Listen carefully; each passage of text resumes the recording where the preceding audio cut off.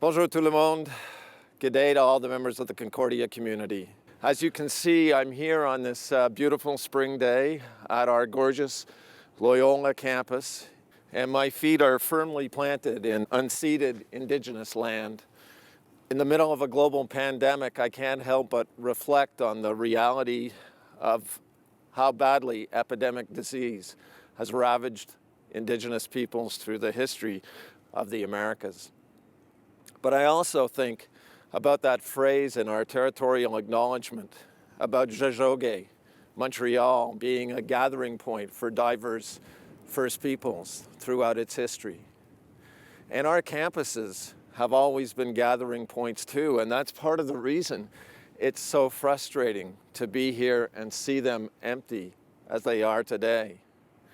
In normal times, on the last day of classes, students would be bustling back and forth to class, to the library, to coffee shops, looking for quiet places to read and study or study in groups.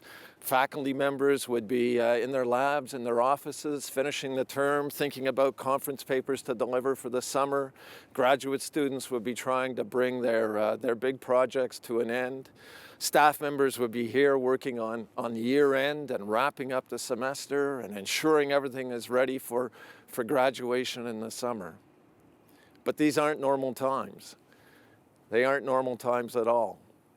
And even on a beautiful day like this, in normal times, many of us would be thinking about what's coming ahead in the summer, about summer employment opportunities or research trips or the opportunity to write, and of course, about summer vacation.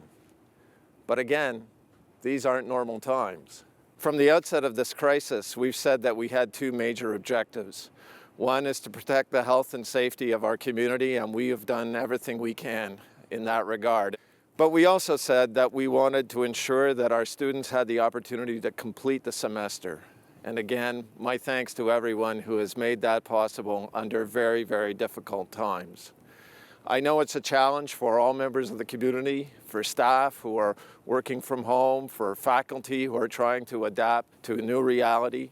We've always prided ourselves at Concordia on being a next-gen university, a resourceful university, and I think the big challenge lies ahead for us in that regard.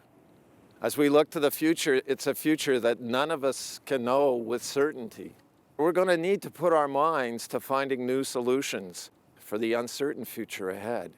But we also need to turn our minds to what the university can do in service to society.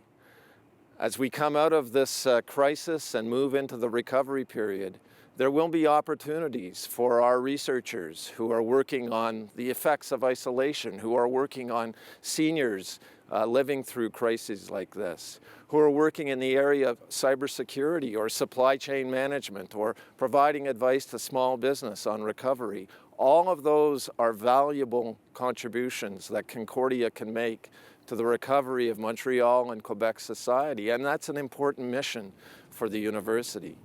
In the middle of all this crisis, I have to say how fortunate we are to be in the city of Montreal.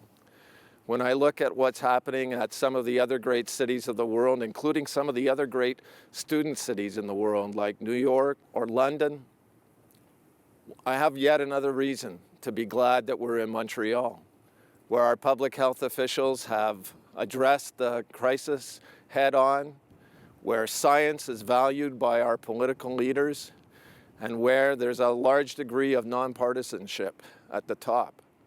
That's extremely valuable. We are very fortunate. So as we move into this last phase of the semester, again, thank you for everything you've done. Stay strong, and please look after yourselves. Please respect social distancing. And both Sal and I have agreed that the first thing we're going to do when we go home after this is wash our hands. Thank you all.